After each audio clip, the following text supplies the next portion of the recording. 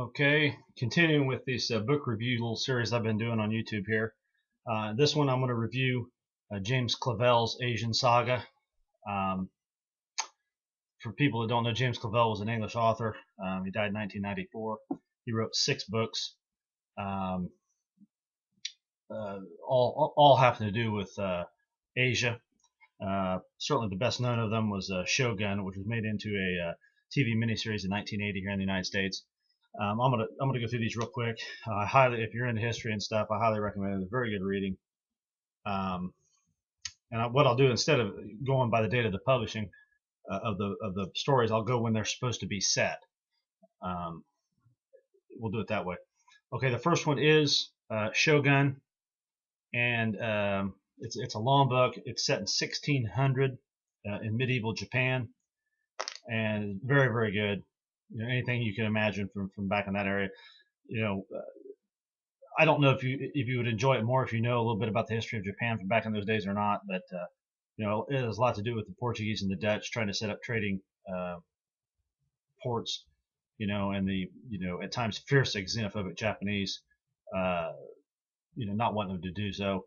A lot of samurai stuff, political infighting, ninjas, all that stuff. Very, very well researched books. All these Asian sagas are really.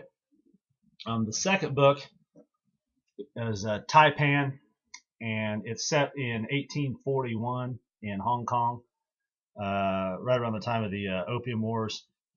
It's basically about a trading house that was set up there, and this family, the Struans, it runs through several of the Clavell novels.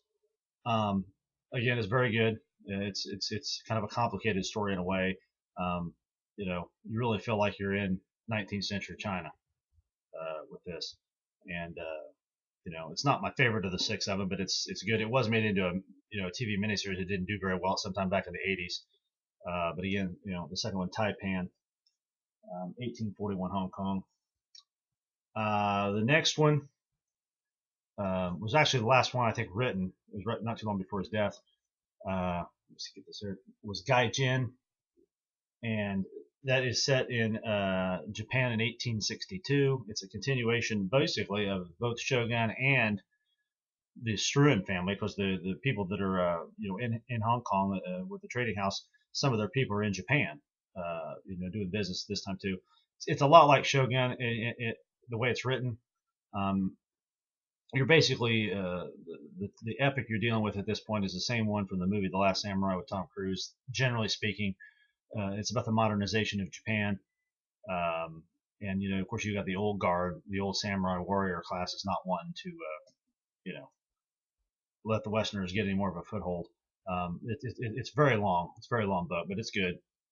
Let's see, it's over 12, well over 1,200 pages long. Again, these are epic books. The next book is King Rat, and it's set in 1945 at Changi in Singapore in a POW camp. And Clavell was captured by the Japanese in real life, and he spent time as a POW. So King Rat, it's certainly different than a lot of the other ones.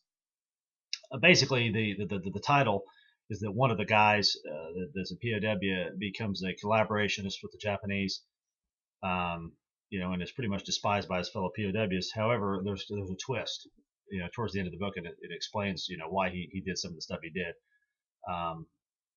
Again, different. You think you could make something inside a POW compound interesting, but he did with this book.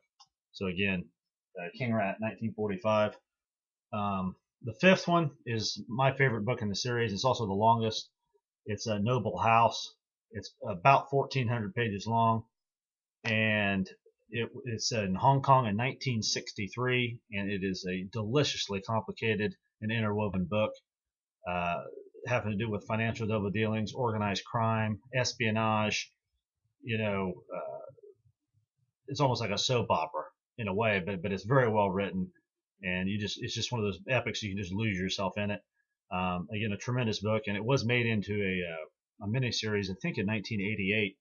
And Pierce Brosnan, who played James Bond, played the head guy. So that's Noble House. And then the last book um, is Whirlwind, and it's set in 1979. And believe it or not, this book, and I didn't realize this at the time, it's 1,300 pages too. Is set in Iran during the Iranian Revolution in 1979, and it's good because it's in Iran and it gives you a chance to go to a part of the world that